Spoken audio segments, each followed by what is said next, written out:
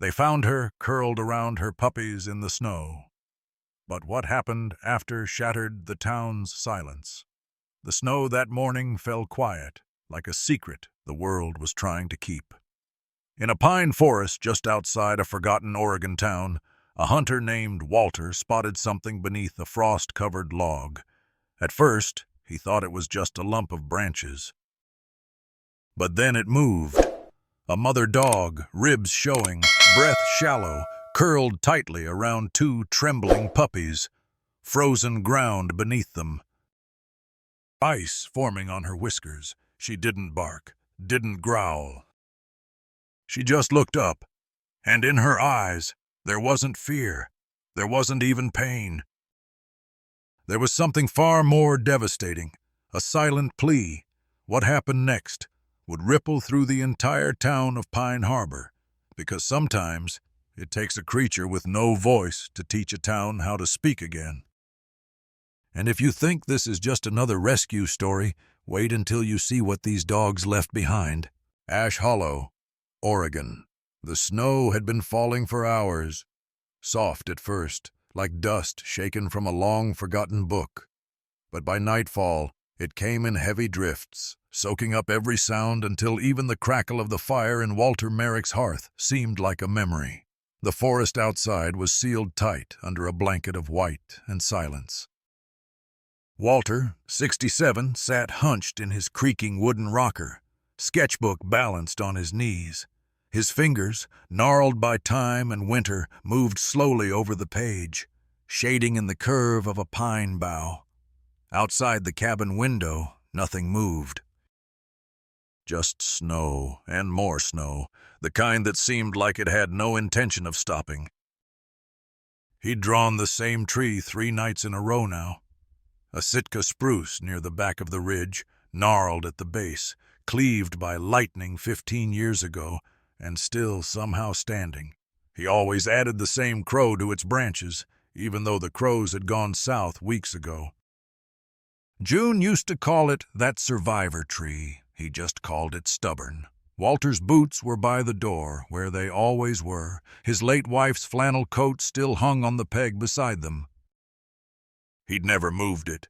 Emily, his daughter, once offered to pack it up when she visited for the funeral. He'd said no. Just no. He hadn't heard from her since. The wind howled against the logs like it was searching for cracks. Walter turned another page, reached for the pen, and then scratch. A sound at the door. He paused. Scratch, scratch. Not wind, not a branch. He set the sketchbook aside, slow, unsure. No one came out here, not in winter, not unless they were lost, or desperate. Or worse.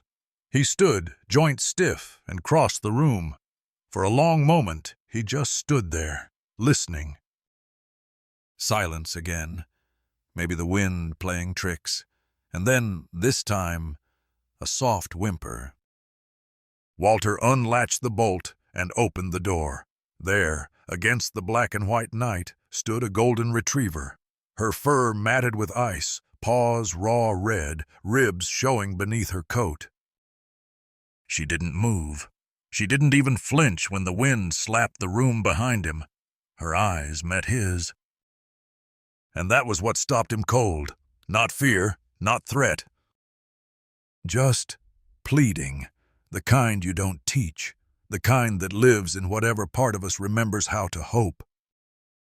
At her side, 2 tiny puppies, barely able to walk, pressed into her. Their bellies rose and fell in shallow gasps. One of them was shaking so hard his ears twitched with each breath. Walter looked down at them, then up again. The retriever didn't make a sound. "Jesus," he whispered, "where'd you come from?" For a moment he hesitated. He could feel the pull of old grief like a stone behind his ribs. Don't get involved. Don't invite more loss. But she didn't move. Not a step. Walter knelt down, slow, easing his voice into the old timbre it used to carry when he calmed fawns caught in wire. "Come on," he said, almost ashamed of how cracked it came out. Let's get you inside." He stepped back. The dog followed, not with urgency, not with fear, just trust. The pups hobbled in beside her, leaving faint tracks that melted into the worn wood floor. Inside, the fire snapped softly. The room filled with breath again, warmth and heartbeat. Walter pulled an old towel from the drawer and laid it near the hearth. The dog curled protectively around her pups, trembling now that she was no longer holding herself together. He fetched a pot of warm water and a can of Spam he'd been saving for emergencies. "This counts," he muttered. She didn't eat. Not at first. She watched him with wide eyes, following every movement, every clang of spoon to tin. Only after the pups began suckling did she lower her muzzle and take a single bite. He sat back on his heels and studied her, quietly, respectfully. She bore the marks of survival, a split in one ear, a knot of scar tissue near her back leg, and a weariness in her bones that matched his own. They didn't speak, not really. But when she looked at him, he felt like someone had finally heard what he hadn't dared to say out loud in years. As the night deepened and the snow piled against the windows, Walter moved his rocker closer to the fire. The golden retriever didn't take her eyes off him. Neither did he. And when the smaller of the pups gave a tiny hiccup squeak in its sleep, Walter chuckled under his breath. "Well," he murmured, voice low and rasped with more than smoke, "looks like you three found the right damn door." He didn't know then, not fully, but something had shifted. For the first time in a long while, he wasn't the only living soul listening to the storm. The fire burned low, a warm orange glow crawling across the old wooden floor. Outside, the wind was shifting, less sharp now, curling around the cabin like it was tired too. Inside, Walter stood at the edge of the living room, looking down at the unlikely family now resting at his hearth. The dog, she hadn't moved much. She'd let the heat thaw the ice from her fur, and her eyes had slowly started to close. But every now and then she'd flick an ear. Walter could tell she was listening to the silence just as hard as he was. He walked quietly into the kitchen, not more than 2 steps from the fireplace, and filled a tin bowl with water. Set it down beside her. She didn't drink, just glanced at him. He crouched beside her again, knees popping in protest. "You're a good mom," he said gently, unsure why he said it out loud. "Whatever you've been through, you didn't quit." One of the pups stirred, a wriggling little red-brown thing, and found its mother's paw with a sleepy nuzzle. Walter watched for a long time.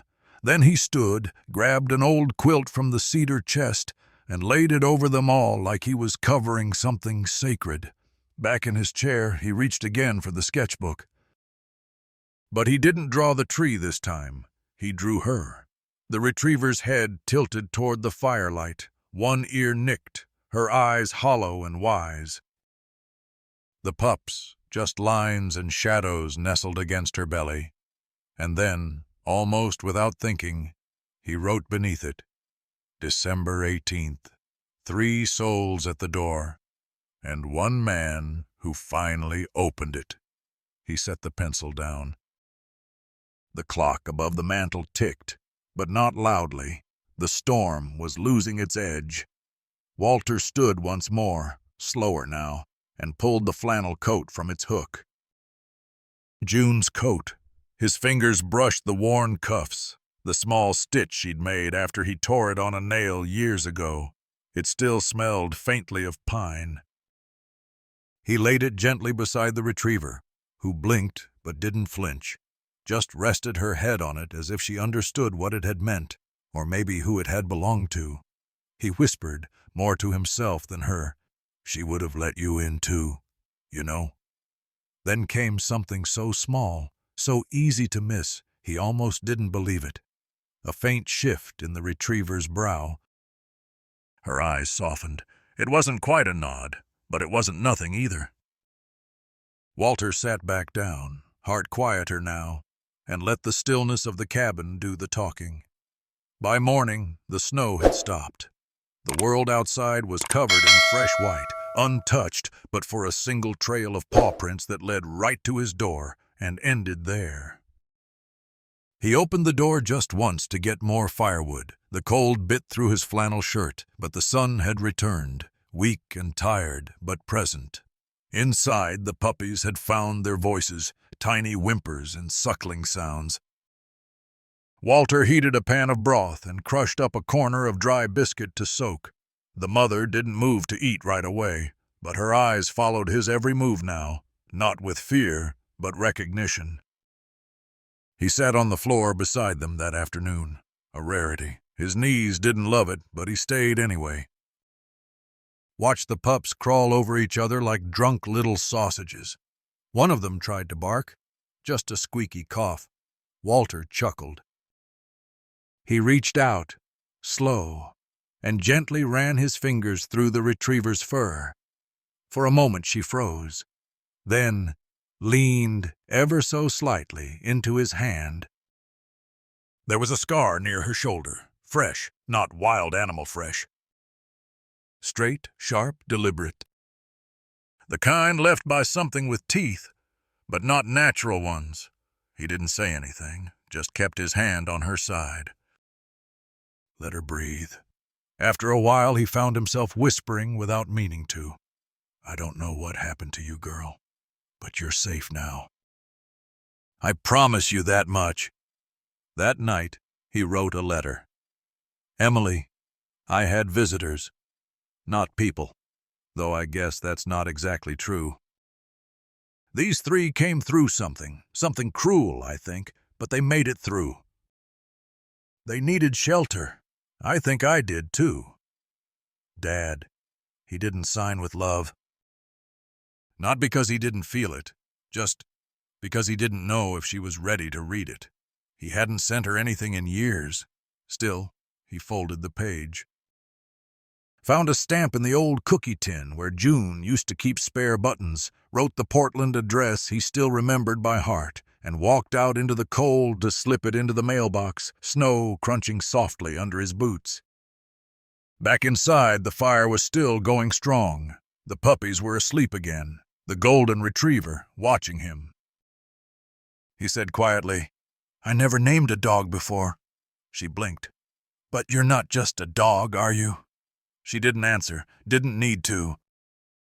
Walter Merrick stood there in the golden warmth of the firelight, a retired forest ranger who once knew every trail in the Willamette and could go years without saying much to anyone. And now, suddenly, he couldn't seem to stop talking to a dog who hadn't made a sound. Funny, he thought. Maybe some doors open when you stop expecting them to. He looked back at the pups. Rusty and Maisie, he said aloud, pointing. Don't ask me why. It just fits. Then at the mother. And you, but he didn't finish. Not yet. Some names, he knew, had to be earned. The sun had returned, but it brought no warmth. In Ash Hollow, winter never left without a fight. Walter stood on the porch with a tin cup of weak coffee steaming in his hand. His flannel coat hung open, snowflakes clinging to the hem. He stared out across the glade that separated his cabin from the tree line, a sea of white broken only by the paw prints that ended at his door. Like fate had drawn a line and said, this far, no further. Behind him, the cabin stirred with soft, breathing life. The golden retriever, still unnamed, lay curled beneath the window, her body curled protectively around Rusty and Maisie. The pups were warm now, playful in spurts, but they still slept more than they moved. Growing, healing. Walter couldn't remember the last time he'd seen something heal right in front of him. That morning he'd left a bowl of venison broth beside the mother. She hadn't touched it, but when Maisie whimpered in her sleep, the dog raised her head and licked her gently behind the ear. He saw it. He felt it. Something was starting to return to her. Not joy, not yet, but instinct. That primal sense of, I'm still here, I still matter. Walter sat across from her that evening, on the worn pine floor, trying not to think too hard. He didn't want to name her, not because he didn't care, but because some part of him still believed she belonged to someone, that her real name was floating out there, like a leash waiting to snap shut. But the dog didn't seem to believe in names anymore, only silence, stillness, and staying close to those she loved. 2 nights later, Walter was brushing the dog's coat again, slow, careful strokes with an old boar bristle brush, when he found them. Scars. He didn't see them at first. They weren't loud scars, not the kind made by wild animals or accidents. These were straight, thin, almost surgical. One beneath her right shoulder, another behind the ear, 2 near the ribs. He pulled back. She turned her head slightly, not growling, but watching. "I won't hurt you," he murmured. She didn't move, but she didn't flinch either. He sat with her for over an hour, the brush still in his hand, but unused now. The fire crackled, the pup squeaked. Outside, the snow continued to fall. He whispered, "Someone did this to you." No answer, just the sound of embers shifting, wood popping like distant thunder. In Portland, 150 miles away, Emily Merrick sat at her cluttered kitchen table with a letter in her hand and a frown on her face. The envelope was thin, no return address, just her name and street number, written in that scratchy, slanted handwriting she hadn't seen in 12 years. She didn't open it right away, just stared at it while her cat, Willow, wound around her ankles. Finally, curiosity broke through. "They needed shelter. I think I did too." That was it. No love, Dad. No apology. No story. Just that. Emily put the letter down and sat back hard in the chair, arms folded. Her phone buzzed. A message from a coworker about tomorrow's court filing for an animal cruelty case. But she didn't check it. Instead, she closed her eyes and saw her father's face, not as he was now, but as he'd been the last time she saw him, stiff-backed, silent, staring at the hospital wall as they wheeled June's body out. That was the day she left Ash Hollow. That was the day the talking stopped. But now, this. She reread the letter, and something in her chest, tight for over a decade, shifted. Back in Ash Hollow, Walter was out by the woodpile when he noticed something strange. Tracks, not animal. Boot prints, large, deep, fresh. They circled the edge of the cabin, came within 6 feet of the back window, then disappeared toward the woods again. He froze. Looked around, nothing but trees and silence. The air felt suddenly thinner. Inside, the retriever had risen. She stood in front of the pups like a statue. No barking, no movement, just presence. It told him more than words could have. Someone had been here, someone who didn't knock. That night, as the wind picked up again, Walter sat down by the fire and tried again. He looked at the retriever, her eyes reflecting the flicker of flames, and said softly, "I think I'll call you Ember." Her ears twitched. Don't know why. Maybe because you came through fire. Maybe because you're still burning, even if nobody sees it. She didn't move, but he swore her breathing slowed, calmed.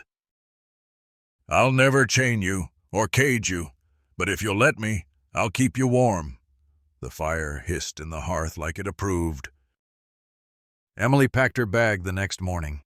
She told herself it was because the letter felt like a warning, not an invitation. She told herself it was legal concern. If her father had taken in strays, there might be abandonment issues, possible custody disputes, maybe even danger. But in truth, she just needed to know what he meant by they needed shelter, and maybe, just maybe, if he needed shelter too. She hadn't seen the woods in 12 years, hadn't driven that road since the funeral. But by sunset she was on the highway, her eyes scanning the snow-covered hills for something that looked like home. By the time Emily pulled up to the cabin, the sky was violet and the cold had teeth. She stepped out of her rental car slowly, her boots crunching the snow. Her breath fogged, her hands shook. From cold or nerves, she couldn't say. The front porch light was on. Through the window she saw her father, sitting in that old leather chair, holding a mug, and next to him, a golden dog curled. Still, regal, and beside her 2 little balls of fur. Emily stared, then knocked once. Just once. The door opened. Walter looked older, thinner. But his eyes hadn't changed. He didn't say her name, didn't have to. "Come in," he said. "It's cold." Inside, the fire welcomed her like a memory. The golden retriever didn't growl, but she didn't move either. Her gaze was steady, measuring. Her pups whimpered sleepily but stayed nestled. Emily knelt. "Hey, girl," she whispered. "You've been through it, huh?" The dog didn't respond. Just watched.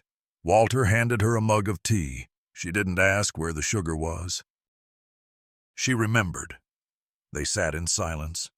Then Emily asked the question that had been burning through her since she read the letter. "Where did they come from?" Walter stared at the flames. "Not sure, but I think someone meant for them to die out there." Emily's jaw tightened. She looked at the retriever again, at Ember. "She doesn't trust me." Walter nodded. "She didn't trust me either.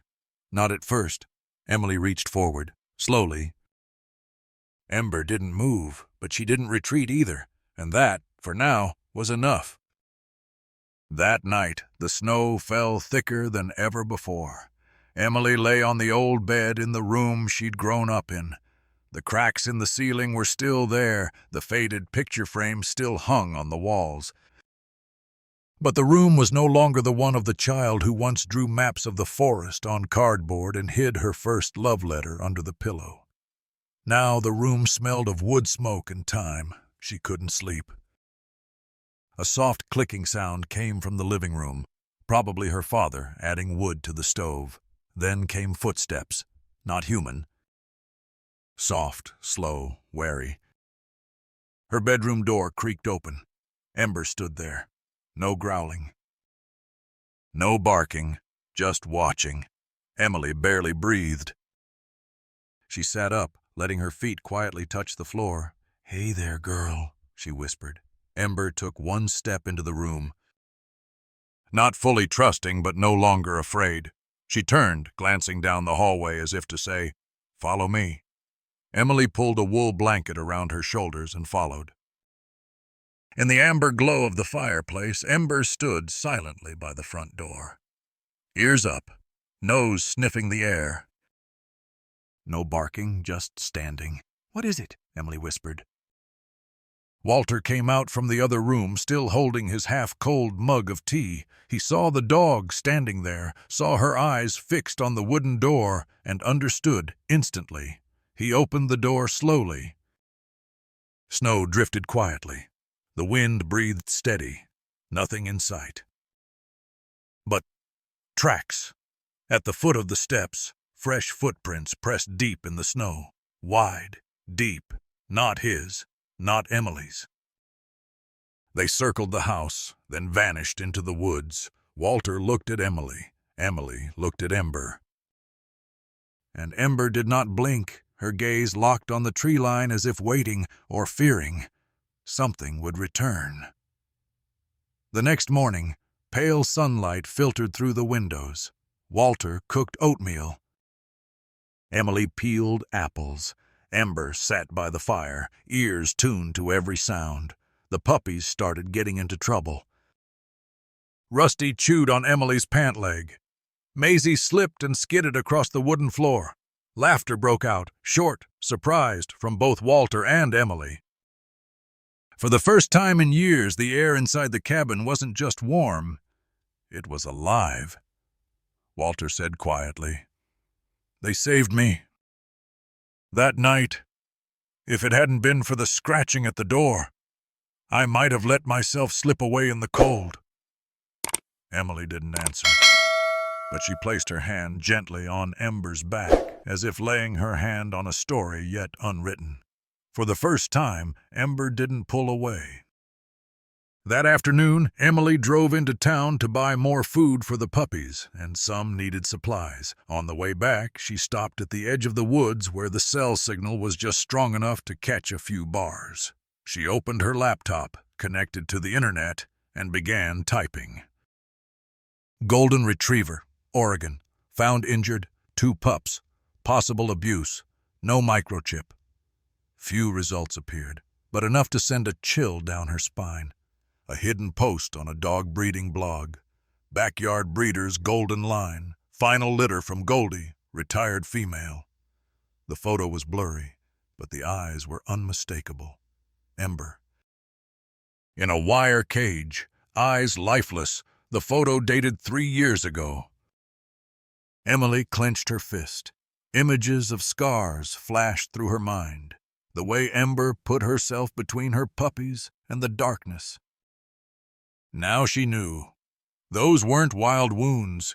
They were a legacy of human hands. That evening, Emily sat down beside Ember with a brush in hand. She said nothing, just sat, then gently ran the brush through the thick fur around Ember's neck. Ember looked at her for a few seconds, then looked away. Didn't pull back. Walter sat across the room, sketching a forest scene on paper. He didn't look at them, but his hand never stopped. The pencil moved as if trying to capture a moment he feared would slip away if he didn't keep it. Rusty started to bark softly, for the first time. Not for any reason except joy. Maisie climbed into Walter's lap and fell asleep, and Ember. She closed her eyes, not from exhaustion, but because finally she felt safe. The snow had finally slowed its fall, but the world outside the cabin remained a hushed cathedral of white. Walter stood at the sink, washing a chipped ceramic bowl with his sleeves rolled to his elbows. The pups, Rusty and Maisie, had just finished a sloppy breakfast of soft-boiled egg and shredded venison from a mason jar he'd preserved back in October. They now lay tangled in each other's warmth by the hearth, bellies full, paws twitching in sleep. And the mother, the golden retriever, sat in her now customary place near the back door, not blocking it, not guarding it, simply observing. It had been nearly a week since she arrived, yet Walter still hadn't dared name her. He'd tried, quietly, in his journal. Written things like Lady of the Storm, Golden One, even June's Stranger, then crossed them all out. A name was ownership. A name was a vow. But something had shifted. This morning, when Walter shuffled into the kitchen at dawn, he'd found her already there, sitting quietly beside the stove like she'd waited all night, watching over the pups. Watching over him. He dried his hands, reached slowly for the kettle, then glanced over. "You need a name," he said gently. "You deserve a name." The dog tilted her head. He rubbed the stubble on his chin, his eyes drawn to the fireplace, where the last of last night's logs had burned down to glowing coals. "Ember," he said. The moment hung still. She blinked once, then laid her head on her paws and let out a long, slow breath. The kind of exhale you only give when you finally stop bracing for the next blow. Walter's voice cracked. "Ember," he repeated. "Yeah, it fits." That afternoon, Emily ventured outside for the first time since arriving. Wrapped in Walter's old flannel-lined parka and crunching through shin-deep snow, she wandered beyond the woodshed and toward the tree line. Her breath plumed in front of her, and her boots left a trail through untouched white. She was halfway to the stream when she saw it. Footprints. Not just deer tracks or rabbit holes, human boots, big ones. leading from the southern edge of the woods to within 20 feet of the cabin, then looping back. No tire marks, no snowmobile grooves. Just the prints. She crouched to examine them, her law training kicking in, fresh. Post-snowfall, and judging by the depth, the person had been standing still for a while, watching. She snapped a photo with her phone. Back in the cabin, she showed Walter. He didn't say a word. Just reached for his old ranger's rifle, checked the chamber, then set it back gently by the door. Emily folded her arms. "You think it's random?" "No," he said flatly. "Nothing about this has been random since Ember showed up." The dog, lying nearby, lifted her head at her name. Her ears perked, not in fear, but alertness. Emily leaned against the table. "We need to find out who she belonged to, before." Walter said nothing. Emily sighed. "I don't mean to take her away, but if someone's looking for her, if there's a legal owner, this could get messy." Walter's eyes were tired. She already made her choice, and Ember, still watching, gave a soft chuff of agreement. That night, Walter dreamed. In the dream, June, his late wife, was sitting on the cabin porch with a basket of laundry. She looked just as she had the spring they married, copper hair tied up, smile that made the world feel manageable.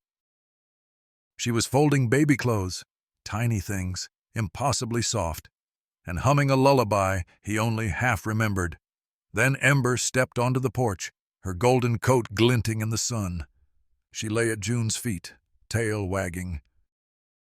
June looked up at him. "You're not alone anymore," she said. "But don't wait too long to open that letter." When Walter woke, the room was dim with morning light. Ember lay beside the bed, and on the nightstand, without realizing it, he had placed Emily's unopened letter, the one he'd found in the mailbox, but never dared read. He reached for it, then stopped. Not yet. Later that day, as snow began to fall again in whispering sheets, the silence was broken by the sharp crunch of tires on gravel. Emily was first to the window. A dark green pickup truck, mud-splattered and old but well-maintained, was parked just past the tree line. A man stepped out, broad-shouldered, unshaven, heavy boots. He wore hunting camo and a blaze-orange cap.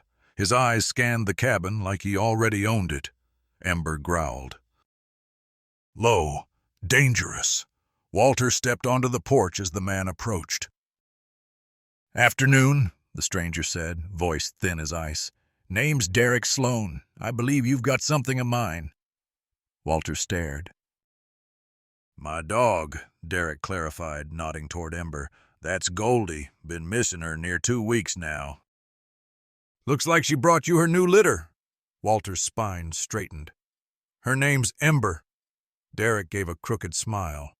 "Well, that's sweet, but I got papers say otherwise." Emily stepped out beside her father. "Then produce them." He pulled a wrinkled, barely legible receipt from his coat pocket. "Proof of sale. Bought her off a breeder 3 years ago." "She's registered, too. Not that it matters in a place like this." Emily's eyes narrowed. "Chip?" "Removed," he said casually. "Too many folks using them to steal dogs." Ember was no longer growling. She was staring, locked onto him like stone. Rusty whimpered from inside. Ember shifted, placing herself between the pups and Derek. Walter didn't blink. She showed up freezing, starving. "Scars on her neck. You do that too?" Derek shrugged. "Dogs get into trouble." "Nature ain't gentle." Emily stepped forward. "I'm an attorney. Animal welfare." "You want to test me? Bring a warrant." Derek's smile fell. He took a long, hard look at Walter, then Ember. "Fine," he muttered. "But this ain't over." And with that, he turned, got in his truck, and drove off, tires kicking up ice and slush. Ember didn't move for minutes after he left, just stood at the doorway, staring into the fading daylight. as though waiting to see if the past had truly left, or if it would circle back once more. Walter didn't speak for a long time after Derek's truck disappeared beyond the snow-slick road. He just stood there on the porch, eyes scanning the tree line, his breath steaming in the frozen dusk. Emily stepped up beside him. "Dad." He didn't look at her. "Did you see how she looked at him?" Emily nodded, like she remembered everything. Inside the cabin, Ember hadn't moved. She remained in her sentinel posture near the door, body rigid, tail low, eyes fixed on where Derek had stood. Walter finally turned and went back inside. He moved slowly, like each step carried years. Emily followed. "That receipt won't hold up in court. It's not a title of ownership." Walter gave a faint chuckle, bitter as pine sap. "You sound just like your mother." Emily sat near the hearth. "She would have taken Ember in too." Walter nodded, without hesitation. There was silence again. Ember shifted her weight, finally curling up beside the pups, resting her head over them. Maisie suckled lazily. Rusty snored like an old man. Emily stared into the fire. "Why did you never write back?" The words came out quieter than she expected, like something fragile torn loose. Walter sat down across from her, hands rough and empty. "I did." Emily blinked. "What?" "I wrote 100 times. I just never mailed them."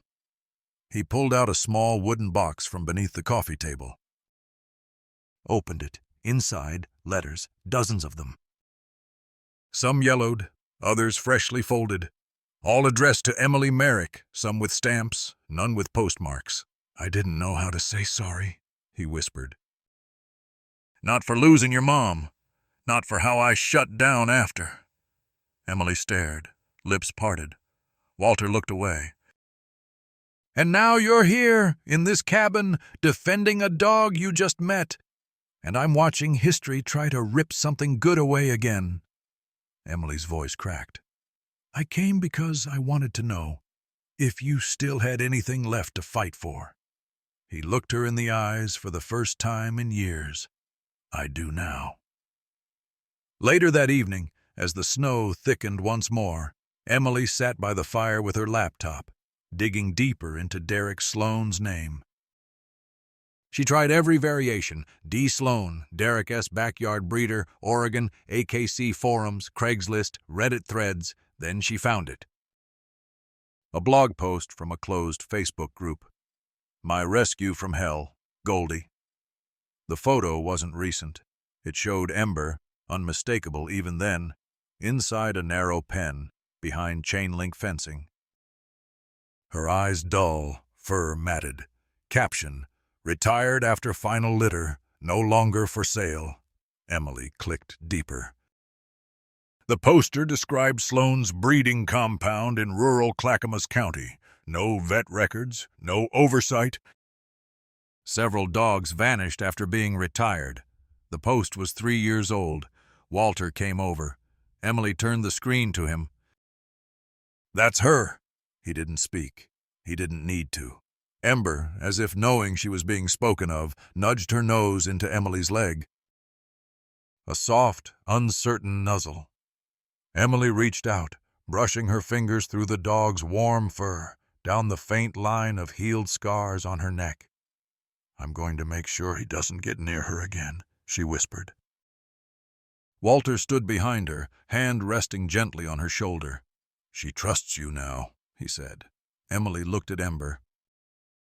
"I trust her more." Just before midnight, Walter stepped outside one last time to check the snow levels and cover the woodshed. The moon had broken through the clouds, casting silver across the forest. The trees were motionless. No wind, no sound. Then he saw them. Footprints, fresh, crossing his old trap line. But something was different this time. There were 2 sets. One pair of boots, the same size as before. Derek, most likely.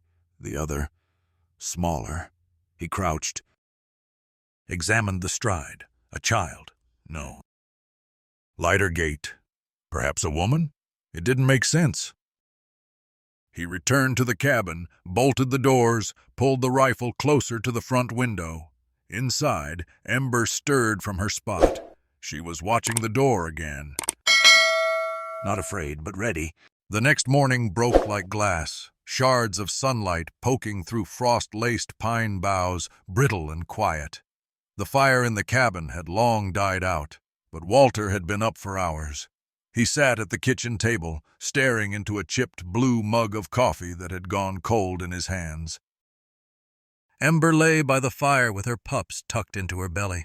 She didn't sleep so much as remain still, watchful, even in her rest. Rusty gave a soft hiccup in his dreams. Maisie twitched one paw like she was chasing something only she could see. Emily stood at the cabin sink, rinsing a tin plate. "You sure you saw boot prints?" she asked, glancing over her shoulder. Walter nodded, slow. "2 sets, same deep tread on one. The other was different. Smaller, not a hunter's stride." Emily raised a brow. "Think he brought someone with him?" Walter didn't answer right away. "Or someone else is out there watching both of us." They both turned when Ember's ears twitched, then perked upright. Her head raised, then slowly, silently, she stood. The knock on the door came once. Then again, heavier.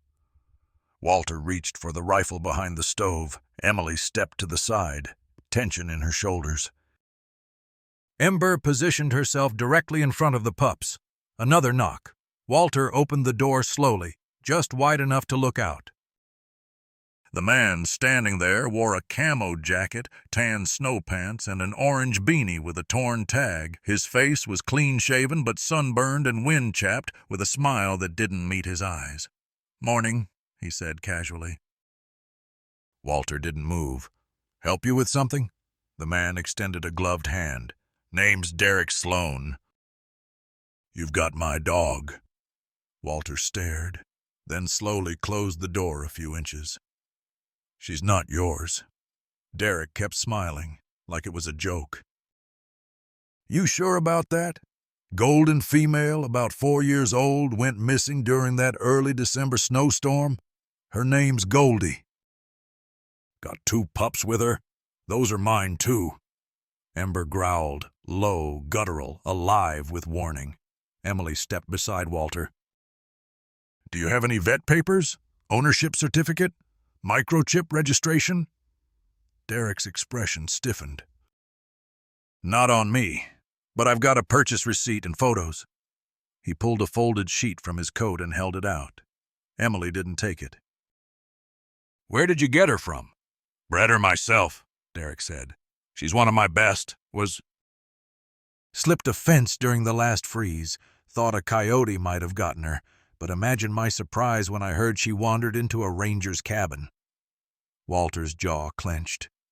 "She didn't wander. She was near death, and she protected those pups with her body."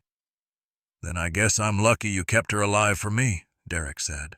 "Now I'll just take them and be on my way." The rifle hadn't moved, but Walter's hands closed tighter around the wood. Emily stepped forward. "You won't be taking anyone until this is sorted." Derek's gaze shifted to her. "And who are you?" "Emily Merrick." "Animal welfare attorney," Derek laughed. "Figures." Ember's growl rose louder now, no longer hidden. She stood between him and the pups, tail raised, hackles flared. Her eyes locked on Derek like they remembered every moment he thought she'd forgotten. "She doesn't want to go with you," Walter said. "She's a dog," Derek snapped. "She doesn't get a vote." Emily took a step closer. "You're wrong about that." For a beat, no one moved. Then Derek stuffed the paper back in his coat. "This is your last chance to do this the easy way." Walter's voice was ice. "Get off my land." Derek gave that same empty smile again, turned on his heel, and walked back toward the tree line. His boots made no sound in the snow. Only once, when he thought they couldn't see, he turned his head just slightly and smiled, right at Ember. That night, Ember refused to sleep near the fire. She kept to the front door, head on paws, watching. Every creak in the rafters made her ears twitch. When the wind groaned against the shutters, she let out a soft huff. Walter sat in his armchair, the rifle upright against the side. She knows he'll be back. Emily had her laptop open again, furiously searching. Derek Sloan, dog breeding Oregon. Multiple results popped up. Most were benign. A few weren't. She found one blog post from 2018 titled "The Puppy Mill Hidden in the Woods." No names were listed, but a blurred photo of a pen with golden retrievers behind wire fencing looked familiar. One of them had a scar on her right hip. Just like Ember. Emily leaned back, chills racing her spine. He's not just a backyard breeder. He's been doing this for years. Walter nodded. She wasn't his pet. She was property. Outside, the wind picked up again, rattling the windows. Ember didn't move. "Why doesn't she bark?" Emily asked softly. Walter looked at her. "Because barking was probably punished." They sat in silence. The fire cracked. Rusty stirred in his sleep. Maisie licked his ear and went back to sleep herself. Then, Ember let out a single broken sound. Not quite a growl. Not quite a whimper. Somewhere between fear and fury. Emily stood, walked toward her, and slowly, hesitantly, sat down on the floor.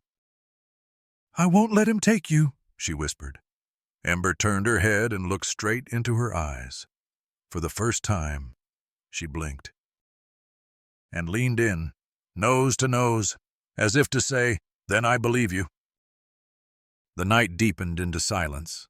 Ash Hollow had a way of swallowing sound when it snowed like this, nothing but the slow crackle of wood burning and the occasional drip from icicles thawing too close to the fire. Ember hadn't moved from her post near the front door. Walter placed a second log on the fire, the orange light flickering across his tired face. He looked over at Emily, now curled on the couch with a wool blanket pulled to her chin, the laptop balanced against her knees, and an open law textbook beside her. "I keep thinking," Walter started, then paused. "What kind of man doesn't look for a dog until she's nearly dead from cold?" Emily didn't answer at first. Her eyes stayed locked on the screen, scrolling through archived records. The kind who doesn't see her as a dog. Walter tilted his head. "Then what?" Emily looked up, her face pale and flat with anger. "Inventory." That word hovered in the space between them like a stone. Ember stirred slightly at the sound of voices, but didn't lift her head. She was still pressed against the doorframe, muscles taut beneath her golden fur. Emily shut the laptop with a soft snap. "Dad, if he has no papers and no chip and no claim of veterinary care..." Walter waited. "I can file a protective order through the county," she said, voice low. "Emergency custody claim, temporary seizure based on evidence of abuse." "It'll buy us time." He looked at her with something like surprise. "You'd do that?" "I already called in a favor," she said, standing and grabbing her phone. "Briggs is on the way." "I told her everything." Walter blinked. "The sheriff?" Emily nodded. "She's a good one. Not the kind who plays politics." Outside, the snow fell heavier now. The pines bent like old shoulders under the weight of winter. Walter got up and gently approached Ember, crouching beside her. She didn't growl, but she didn't relax either. Her eyes were locked on the darkness outside as though willing it to confess its secrets. "You still think he'll come back tonight?" Walter whispered. Ember blinked once, and then she stood up. The movement startled even Walter. She walked 3 steps, nosed the pups once, and then turned in a slow, silent circle, eyes fixed on the door. A sound followed. Soft. Barely audible. Crunch. Snow. Emily's hand reached for her phone. "Briggs is 15 minutes out." Walter moved quickly. He grabbed the lantern, turned down the lights, and put the fire to embers only. The cabin dimmed, wrapped in shadow and breath. A figure moved outside. Not close. Not yet. But something beyond the glass, barely visible through the swirling snow, cast a faint silhouette. Broad shoulders. Still posture, watching.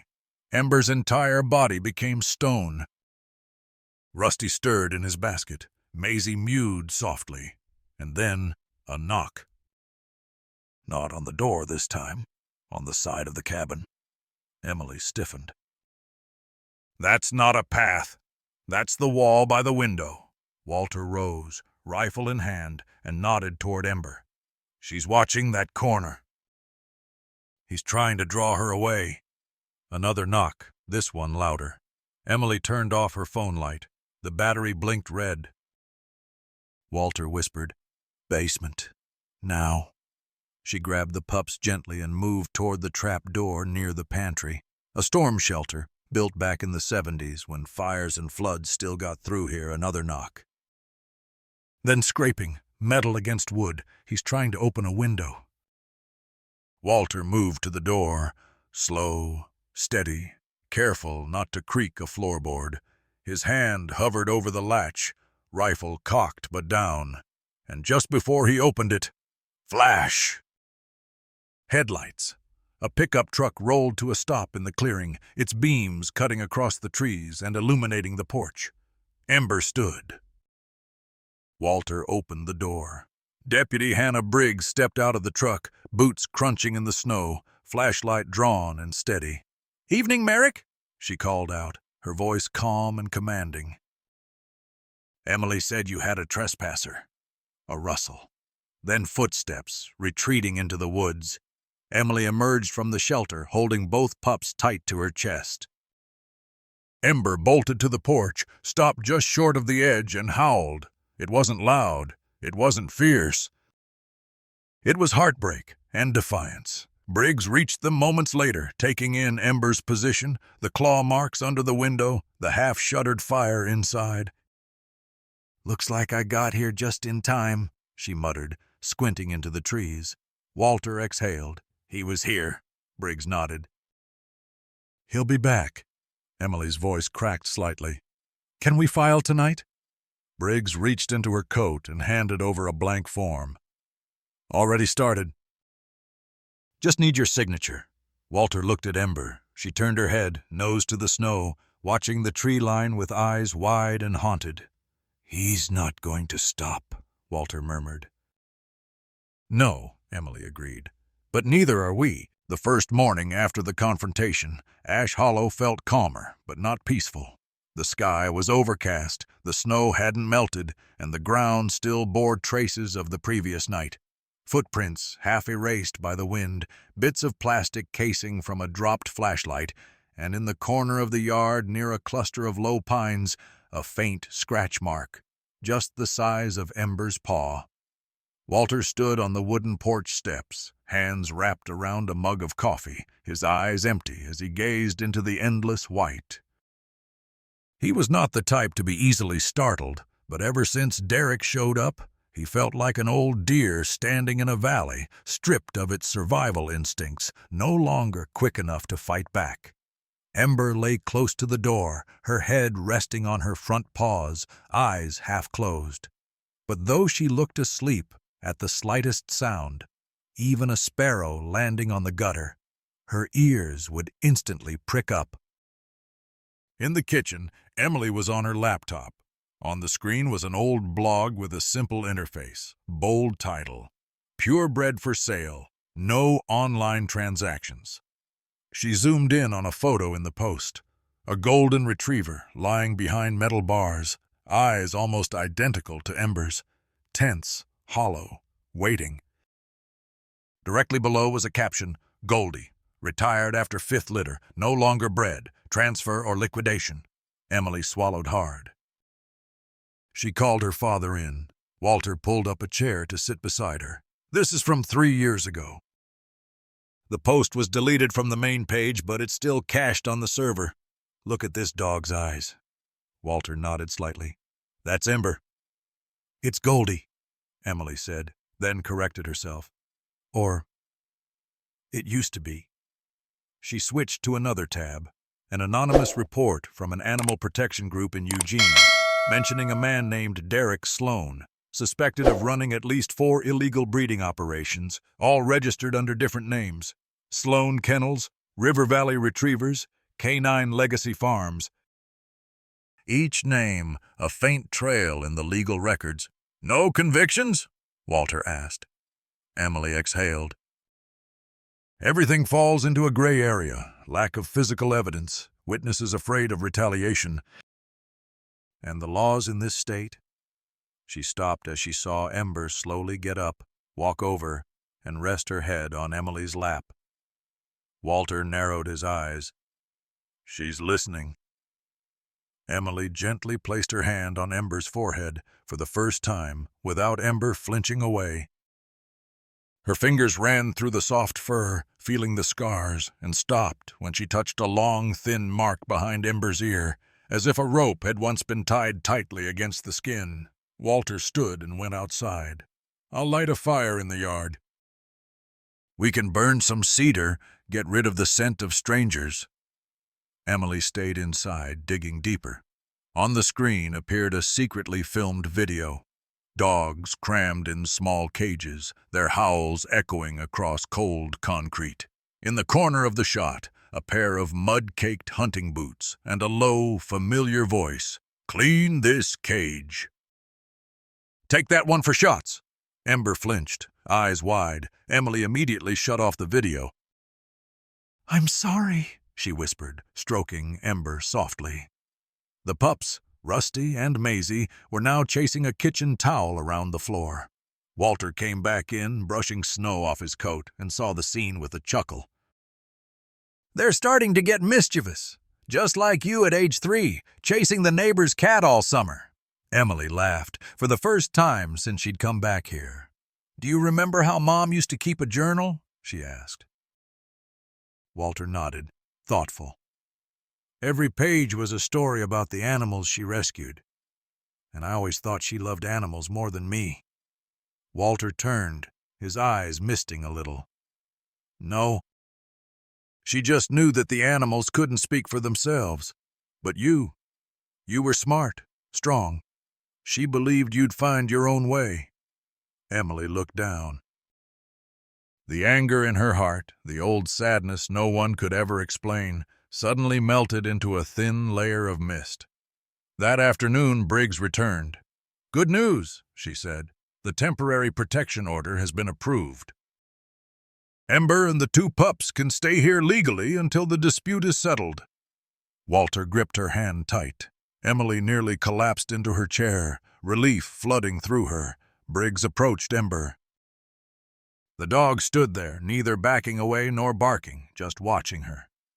I have one like you at home. Her name's Maple. Saved her from a farm down in Albany. She didn't make a sound for a year either. Briggs pulled a card from her pocket. This is the contact of a vet I trust. If you need x-rays, lab tests, or medical reports for your case, just call. As the sun began to set, Emily took Rusty outside to play for the first time. The snow had crusted over, strong enough not to sink through. Rusty took a deep breath, then barked. Loud, clear, as if he'd just discovered his own voice. Ember immediately ran out, sniffed her pup's face, then licked his forehead. Walter watched from the porch, then reached for his old notebook. On the first page, he wrote, We didn't choose Ember.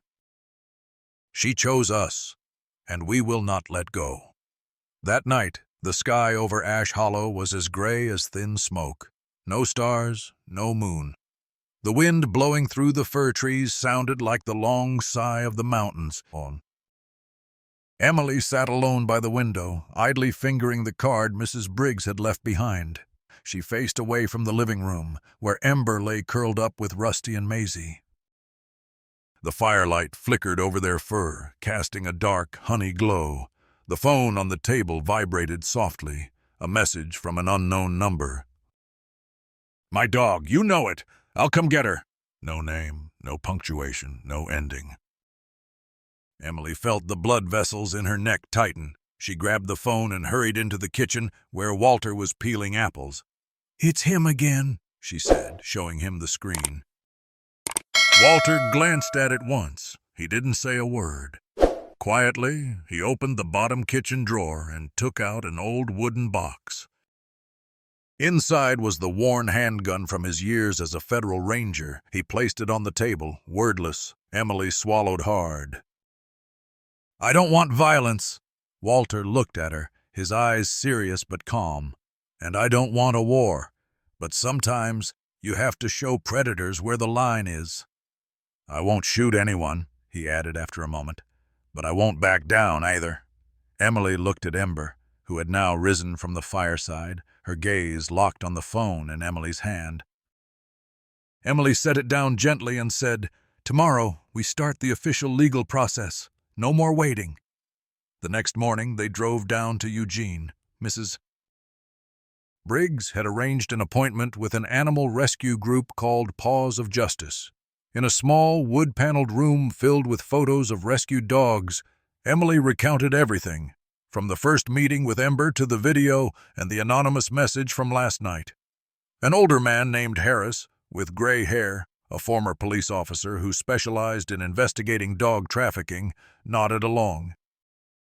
"Stories like this aren't rare. What's rare is that you chose to stay and fight. Most people drop their dogs at the shelter and call it done. But you and your father are getting ready to fight for 3 lives who can't speak for themselves." He placed a folder in front of them. "Here's the evidence I collected last year. Satellite images, money transfer records, a list of fake microchips.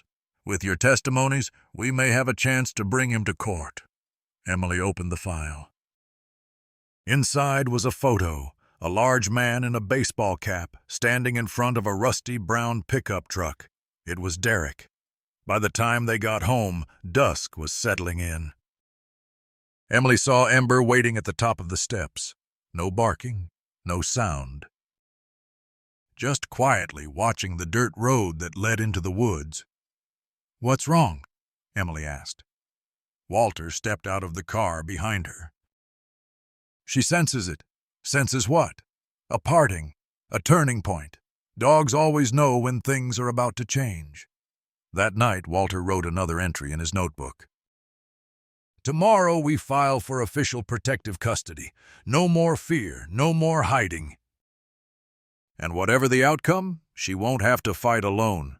Emily picked up the pen he left behind and wrote beneath his words, "Don't call them just dogs. They are witnesses, companions, family." The final scene of the chapter is at midnight. Ember walks out into the backyard, lying down on the frozen snow. Rusty and Maisie follow, one lying on each side. All 3 lift their faces toward the pitch-black sky, where the wind howls through the mountains like the voice of the earth, reminding them that the storm isn't over, but that dawn is waiting somewhere ahead. The first light of dawn barely touched the ridge when Walter pulled the old Chevy onto the winding gravel road. The trees on either side stood frozen, crusted in white, as if they too were holding their breath. In the back seat, Ember sat upright between Rusty and Maisie, silent but alert. Emily, bundled in her green wool coat, clenched the rolled-up affidavit in her hands like a sword in a scabbard. They were headed to the county courthouse in Oak Ridge. Neither of them had ever set foot inside it for more than a marriage license or property form. But today was different. Walter parked beside the public library across from the courthouse. "We don't have to do this, Em," he said softly. Not because he didn't believe in it, but because he knew how heavy it was. "We do," she answered. "For them." The courtroom smelled like old pine floors and dust. There were only a few people inside, mostly folks waiting on minor civil matters. But when Emily stepped in, leading Ember on a leash, heads turned. Judge Harlan, a stern woman in her 60s with silver hair and square glasses, looked over her readers as the case was called. Emily stepped forward with her petition. Emergency custody and protective hold for 3 canines, plaintiff Emily Ward. Derek wasn't there, but his lawyer was. The man, slick-haired and smiling like a salesman, slid a folder across the desk. Your Honor, this is a misunderstanding. My client seeks return of property he legally owns. Miss Ward, while perhaps well-meaning, is in possession of dogs registered to another. Emily stood taller. They weren't registered. They were tagged with falsified microchips and malnourished to the point of collapse. I have medical reports. And witness statements. Judge Harlan narrowed her gaze. And do you have any legal precedent or protection on file? Harris, from Paws of Justice, stepped forward. Yes, ma'am. Under Oregon House Bill 3195, animals under active neglect and not properly documented may be placed under temporary custodianship until investigation concludes. We've filed emergency retention. The judge nodded. She paused a beat too long, then looked at Emily. Do you believe these dogs are in immediate danger if returned? Emily didn't hesitate. Yes, Your Honor. I believe it with everything I am. Another pause. Then, motion for emergency hold granted. The dogs will remain in Miss Ward's care pending investigation. Emily exhaled as if she'd been underwater for days. Outside the courthouse, Emily knelt down on the concrete, tears welling. Ember placed her head gently in Emily's lap. Rusty nuzzled in from the side. Maisie licked Emily's sleeves. Walter watched, arms folded, his eyes moist but proud. They're safe, Emily whispered into Ember's ear. For now, you're safe, but it wouldn't be for long. That night, as snow returned in soft flurries, Derek showed up, not in court, at the house. It was nearly midnight when the headlights crept up the dirt road, cutting through the pine branches like a knife. Walter had fallen asleep in his recliner. Emily was in the kitchen, scribbling in her journal. It was Ember who heard it first. She stood suddenly at the door, ears pricked, tail stiff. Emily peeked out the window and froze. A pickup truck idled at the edge of the property, the same rusted brown one from Harris's photo. The headlights shut off. But the engine kept running. Emily dashed to the living room, shook Walter's shoulder. He's here. Walter stood, steady and stone-faced. He didn't grab the shotgun. He didn't need to. Ember was already at the front door, growling low in her throat. Rusty barked once, sharp, loud. Maisie joined him. The truck peeled off suddenly, tires throwing gravel. It vanished into the dark, leaving nothing but the trembling pine needles and a smell of diesel. Walter walked to the porch, barefoot on the cold wood, staring into the black trees. He's testing us, he muttered. Like a wolf circling the campfire, waiting for someone to blink. Emily sat with the dogs that night on the floor of the living room. She didn't sleep. Ember refused to leave her side. At one point, Rusty crept up beside her and placed a paw on her leg. It wasn't comfort. It was solidarity. The next morning brought a shock. Someone had nailed a dead raccoon to the front fence.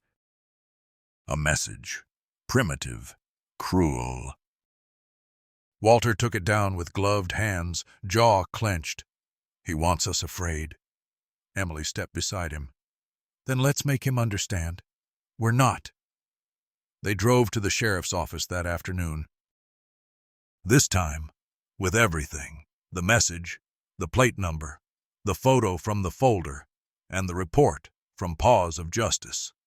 Sheriff Dobbins, a man who'd served Ash Hollow for 30 years, wasn't the fastest thinker. But he was a good man.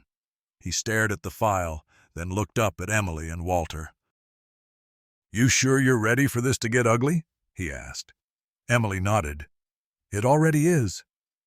By sunset, there was a patrol car posted half a mile from their property. And Harris had sent word his organization would assign a legal advocate pro bono for any charges Derek tried to file. But the house still felt tense, as if the walls were listening. as if the shadows were watching. That night, Emily did something she hadn't done in years. She prayed. Not to be spared, not even for justice. She prayed for strength. And the next morning, when she opened the door to let the dogs into the snowy yard, she found something she never expected. A small wooden crate. Inside were photos. Dozens of dogs in cages, thin and bruised, many with tags. And in the bottom of the box, a USB drive. No note. No name, just truth.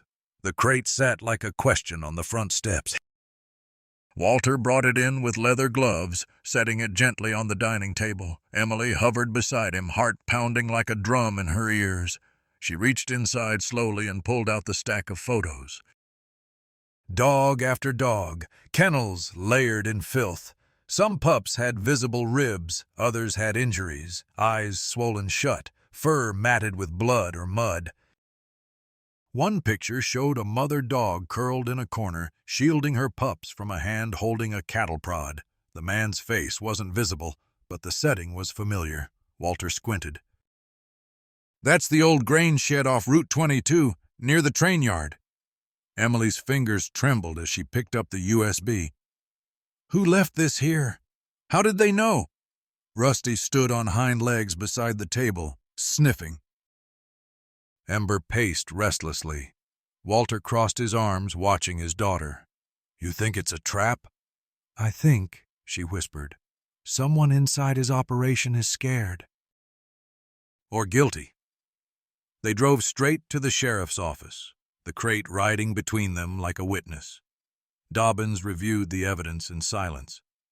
When he plugged the USB into his old desktop, a folder opened with hundreds of images, some time-stamped, others watermarked with what looked like surveillance footage. Then a folder labeled Video. He double-clicked. The screen flickered to life. A man's voice off-camera, dogs crying in the background. In the video, Derek himself stepped into frame, face uncovered, kicking open a cage. "Get 'em ready for transport. These two go south. They'll fetch $3,000 easy." "Don't forget the suppressants this time. Last batch screamed the whole damn drive." Dobbins clicked pause. His face was pale, eyes wide behind wireframe glasses. "Holy hell," he muttered. "This ain't a custody case. This is federal." Emily clenched her jaw. "Now do you believe me?" Sheriff Dobbins reached for the landline. "I'm calling the state task force. This just became bigger than all of us." That night, a state SUV arrived at the farm. A woman named Agent Rowley introduced herself. Slim build, sharp eyes, no nonsense. She wore jeans and a wool coat, but carried the confidence of someone used to being obeyed. "You've done half our work for us, Miss Ward," she said after reviewing the files. "This may link to a tri-state ring moving trafficked animals for illegal testing and dogfighting circuits." Walter grunted. "We're just farmers. We raise apples and save strays." Agent Rowley looked down at Ember, Rusty, and Maisie, all sitting silently by the fireplace. "Sometimes the people least trained to fight end up doing the bravest things."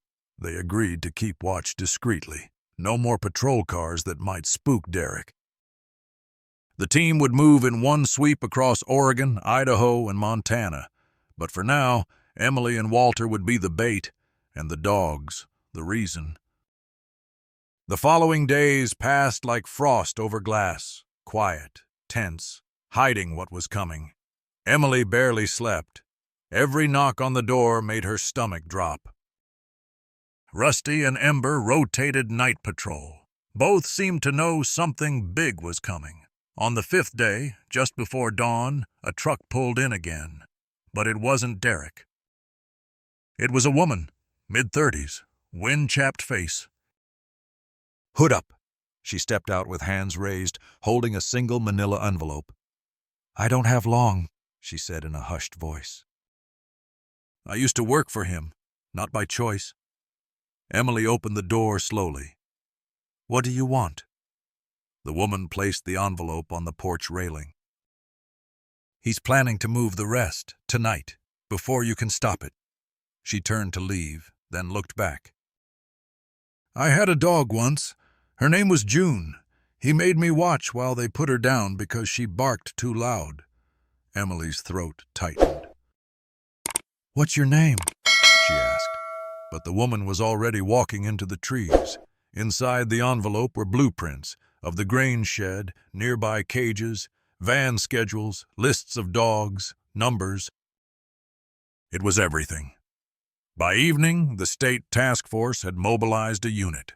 Sheriff Dobbins coordinated local backup. Agent Rowley walked Emily through the process. Stay in the house. Doors locked. If anything goes south, signal with the floodlight. That night, as snow began to fall again, Emily stood on the porch and watched the darkness breathe. She whispered to Ember, who stood at her side like a soldier. No more running, she said. No more hiding. In the distant trees, headlights flickered. The wolves were coming, but this time the pack was ready. The storm came early. Thick, heavy snow fell sideways through the pines as if the sky itself wanted to bury what was about to unfold. The town of Alder Creek lay under a hush, unaware that 10 miles out, behind rusted grain silos and rotting fencing, a crime ring was about to collapse. Inside the Ward farmhouse, the lights were off. Everything looked normal, peaceful.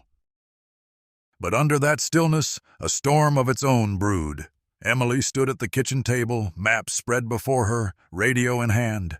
Ember paced near the front door, low growls rising in her throat every few minutes. Rusty sat motionless by the back window, eyes focused on the tree line. Even Maisie, the little runt, had curled up, but refused to sleep, sensing the unease, as if she too had a role to play. The floodlight cable ran through the window. It was their signal. Outside, under cover of night and pine, the task force lay in wait. Agent Rowley crouched behind a snowbank with binoculars. Sheriff Dobbins and 2 deputies were in the trees just beyond the fence line. A second unit flanked the backside of the structure, near the cages Derek used to store the overflow. And Derek, he didn't know they were there. But he was coming. At 2:17 a.m., the black van rolled into the gravel yard, headlights dimmed. A second vehicle followed, this one unfamiliar. A Chevy Suburban, tinted windows. Emily's hands tightened on the windowsill. That's not on the list, she whispered. Agent Rowley caught the movement too. Her voice came softly through the radio. Second car confirmed. Hold position. We move on my word. The doors opened. Derek stepped out first, shouting at someone in the back to hurry the hell up. 2 men followed, rough-looking, armed. Not the kind of guys who delivered puppies to happy homes. Then from the Suburban, a tall man in a long coat emerged. Silver hair. Gloves. He didn't look like muscle. He looked like money. Walter, watching from the barn's loft with binoculars, whispered, He's the buyer. The deal was underway. Inside the house, Emily moved like a shadow. She lifted Maisie gently into the hallway closet and shut the door. Then she returned to Ember and Rusty. We hold, just like training. We wait. Then, crack. A scream. One of the dogs in the cage had slipped loose, lunging at a handler. Chaos exploded. Go! Go! Go! Agent Rowley's voice rang out. Spotlights flicked on. Flashbangs lit the yard in stuttering white. Officers poured from the forest, shouting commands. Rusty shot to the window, barking like thunder. Ember slammed her body against the door. And Emily made a choice. She flung open the back door and shouted, Go! The dogs tore through the snow like missiles. Rusty heading for the cages. Ember toward the van. In the yard, Derek panicked, pulling a gun. But before he could aim, a German shepherd collided with his knees and sent him sprawling.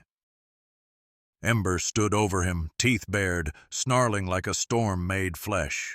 Rusty leapt the fence into the cage area. The other dogs whimpered, cowering, but then he barked.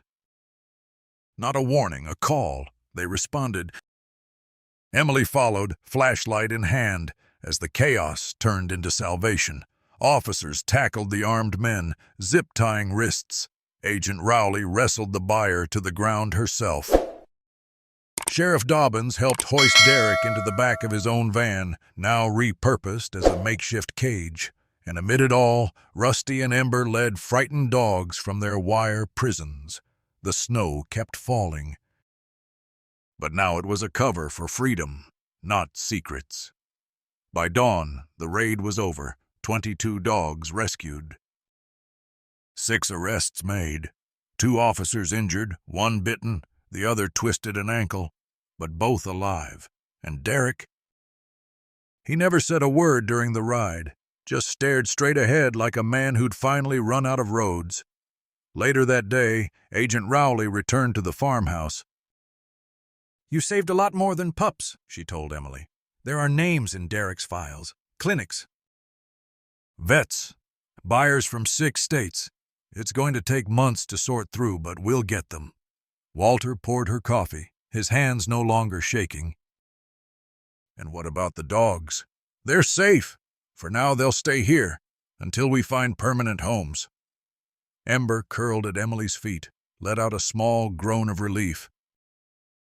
Rusty nudged Maisie, who had re-emerged, sleepy-eyed but curious. "They have a home," Emily said quietly. "Right here." Agent Rowley smiled. "Then I guess your farm just became a sanctuary." And for the first time in what felt like forever, Emily Ward believed it. Not just that they'd stopped Derek, but that something new could grow from the wreckage. Something warm, something alive, even in the snow. The sun never really rose that morning. It just eased the dark into a lighter shade of gray. The snow still fell, but softer now, like the mountain had exhaled. And inside the farmhouse, the world felt different. Quieter, like a fever had finally broken. Walter sat at the dining table, a steaming mug between his hands. Across from him, Emily looked out the window where the cages used to be. They were gone now, just churned snow and boot prints. And peace. Rusty rested his chin on her knee. Ember lay by the door. Maisie, small as ever, had taken up residence in one of the folded blankets on the couch, her tiny frame rising and falling like she finally felt safe enough to dream. But Emily's mind hadn't stopped moving. There was still more to do. She turned to Walter. "They're going to need names." He raised an eyebrow. "The other dogs?" "Yeah," she said. "All of them. They deserve more than just numbers or scars." Walter nodded slowly. "I think one of them should be named Chance." "Why?" He smiled faintly. "Because that's what they're all getting now." Outside, Agent Rowley's SUV pulled into the drive again. This time, she wasn't in a rush. She stepped out holding a clipboard and a box of microchips. Her breath curled in the cold. "We're logging everything today," she said, stepping onto the porch. "Photos. Medical notes, ID chips. It's a lot." Emily stepped forward. "We're ready." As the day unfolded, one by one, the dogs were brought out into the cold air, no longer trembling, no longer muzzled or tied down. Rusty walked beside each of them like a proud older brother. Ember stood guard at the edge of the property, her eyes scanning the road like no one would ever get past her again. And Maisie made them smile. She followed each new dog as if she were giving a tour of the place. Tail up, ears alert, she showed them the water bowl, the hay-lined shelter, the sunny patch near the fence. Every time someone bent down to pet her, she rolled onto her back and wiggled in the snow. It was impossible to look at her and not believe in redemption. By mid-afternoon, a knock came at the gate. A local woman stood there with her teenage son. The boy held a blanket and a leash. The woman carried a warm tin of cornbread. "We heard what happened on the radio," she said. "Thought you might need supplies." It was the first of many knocks. By evening, there were 3 bags of dog food on the porch, 2 crates of old towels, and a pile of handwritten notes from children in the town, most with stick figure drawings of dogs and hearts and words like "thank you" in uneven print. Walter stared at the mountain of kindness. "Well, I'll be damned," he whispered. Emily laughed, her eyes wet. "You said people wouldn't care." "I did," he admitted. "I was wrong." Ember barked once, sharply, not in warning. "Enjoy." That night, after the last visitor had gone, after the dogs were fed and sleeping, after the final embers in the stove gave off their last crackle, Emily sat alone on the porch. Rusty came and sat beside her, silent. She spoke to the stars. "To the mother who froze trying to protect her babies," she whispered. "I hope you know they made it. I hope you know they were loved." And beside her, Rusty tilted his head back and howled. Not loud, not long.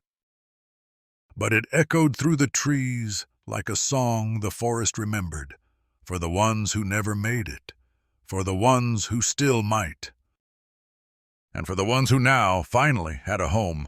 6 months later, Pine Harbor had changed, not in grand, sweeping ways. The town still had its one stoplight intersection, its sleepy library, its fire station with chipped red paint. But something in the way people moved through their days felt fuller, less rushed, more aware. At the shelter, now officially renamed Cooper's Haven, a new sign hung above the gate, hand-carved with paw prints winding into a heart. The kennels had been renovated. Kennel 12 had become a sanctuary space, no longer used for holding, but for healing. Inside it stood a sculpture, Cooper in mid-stride, ears perked, eyes fixed forward. A plaque beneath read, "He taught us how to wait and how to come home." Natalie's house looked a little different, too. The porch swing had a new cushion. Cooper's custom bed sat under the front window, though he rarely used it. He preferred Natalie's feet. On Saturday mornings, the two of them walked down Maple Street to the new grief support center Gwen and Natalie co-founded, the Brooks Circle. It wasn't just for loss anymore. It was for connection. At the center's first open house, a boy named Evan brought a drawing he'd made of a dog with wings. He said he'd drawn it after dreaming about the dog from the snow who watched over the others. His mom had tears in her eyes as he explained. Natalie framed it. It now hangs above the center's fireplace. Maisie was officially adopted, though not by just one person. Instead, the town created a rotation. Each week, Maisie spent time with a different family. Children made handmade cards marking her visiting schedule, and the town hall gave her a license that read simply, "Pine Harbor Resident, Honorary Canine." She never stopped tilting her head when people talked. She never stopped sleeping belly up, twitching with little dreams. She never stopped curling into strangers and making them feel known. And every month, on the 12th, the town gathered at dusk for what became known as the Soft Vigil. They didn't call it a memorial. No candles, no speeches. Just people and their animals sitting under the pines near the old logging road. Someone always brought music. Someone always brought cornbread, and someone, usually Walter, told a story about a dog.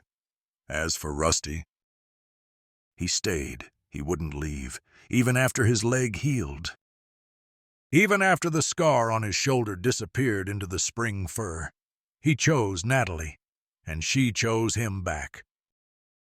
He was no longer a symbol of what had been done to him, but a reminder of what had been done for him. Sometimes Natalie caught him staring out at the woods. She never interrupted. She knew he was remembering, or maybe she hoped he was just listening to a mother's voice. To a promise kept. On the first real spring morning, Walter stood beside Natalie as they buried a small time capsule under the oak by the shelter gate. It held 3 things: a photo of the puppies from that night, a list of the 26 dogs that had found new homes, a note scribbled in Natalie's handwriting which read, "What we rescue also rescues us." Walter said nothing. He just nodded, then cleared his throat, took off his hat, and tilted his head toward the sky. The wind picked up slightly, just enough to rustle the pine needles, like a breath passing between old friends. At the very edge of town, the snow had melted around the small stone marker in the woods. Natalie still visited it sometimes with Rusty. Sometimes alone. She never brought flowers, only sat. Listened, spoke softly. Once she whispered, "They remember you, you know. All of them." A bird called out above. Wind stirred the trees, and for just a moment she could have sworn she felt warmth, even in the shade. That summer, a national news story covered the Pine Harbor rescue. They called it the Miracle in the Pines, but the people in town knew it wasn't about miracle or luck. It was about showing up, about listening, about refusing to turn away, even when the cold hurt and the road was long. It was about what light leaves behind. And sometimes, when the wind shifted just right through the trees, it sounded like a promise. Not all who are lost stay that way. Not all who fall remain fallen. And love, quiet, patient love, will always find a way back home. One evening in late August, Natalie found herself back at the trailhead where it all began, the one just beyond Pine Hollow Creek, where the snow had once buried more than just 3 dogs. Where silence used to mean fear, now it held memory. Rusty walked beside her, slower these days, but steady. His muzzle had grayed around the edges, a soft silver that caught the dying light. They didn't come for any reason, just because. Because some places deserve visits, even when the world moves on. Because memory, like a scent, lingers longer than reason. Natalie crouched down where the tracks once were. The frozen imprint long melted, but in her heart she still saw it. The mother curled around her pups, her breath misting in the cold, her eyes begging not for help, but for mercy. "Thank you," Natalie whispered. "For trusting me." Rusty sniffed the ground, then nudged her hand. Back in town, Gwen was putting up flyers for a new program at the Brook Circle. Reading with rescue dogs. "Turns out kids open up more when no one talks back," she joked to Natalie. That first Saturday, 7 children showed up. They read to Maisie, to Hank, to a sleepy beagle named Fern who snored through Charlotte's Web. One boy, Tommy, 8, glasses too big for his face, read aloud with his hand on Maisie's paw the whole time. At the end, he looked up and said, "She doesn't judge me when I mess up." And somehow, nobody could speak for a full minute. Walter had taken to woodworking again. On cool evenings, people often found him on the porch of Cooper's Haven, carving silhouettes of dogs into reclaimed cedar. He didn't sell them. He gave them away, sometimes to the adopters, sometimes to children at the circle. Once, quietly, to Natalie. It was a small carving of a mother dog, nose nuzzling 2 tiny pups, their tails tangled in sleep. Underneath, Walter had etched, "There is no such thing as just a dog." Natalie cried when she saw it. He didn't say anything, just handed her a handkerchief and poured them both some coffee. Late one night, a storm rolled in. Natalie stood by the window, watching lightning flash across the hills. Rusty whimpered in his sleep, soft like a memory had startled him. She knelt beside him, brushing his fur. "It's okay," she whispered. "You're safe now." But the thing was, she wasn't just talking to him. By early October, the leaves in Pine Harbor blazed amber and rust. The town held its first annual Paws Pines Festival, a celebration of rescued lives and second chances. Booths lined the streets, hand-knit dog scarves, homemade treats, Polaroid booths with silly props. Children chased each other with cardboard tails taped to their backs. And at the center of it all, Cooper's statue stood adorned with flowers and a little blue ribbon. At 4:12 p.m., someone struck a triangle bell, and the whole town paused. It was silent for 1 minute, one whole, beautiful, aching minute. To remember, to give thanks, to hold close.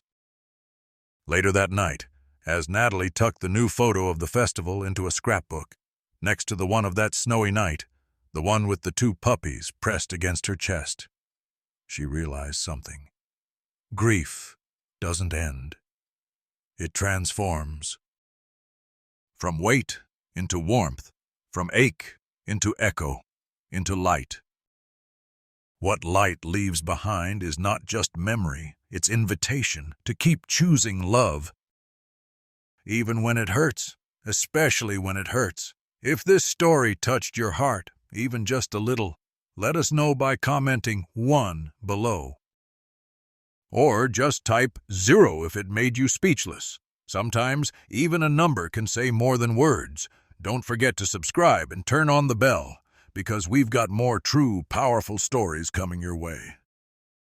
Stories where animals aren't just companions.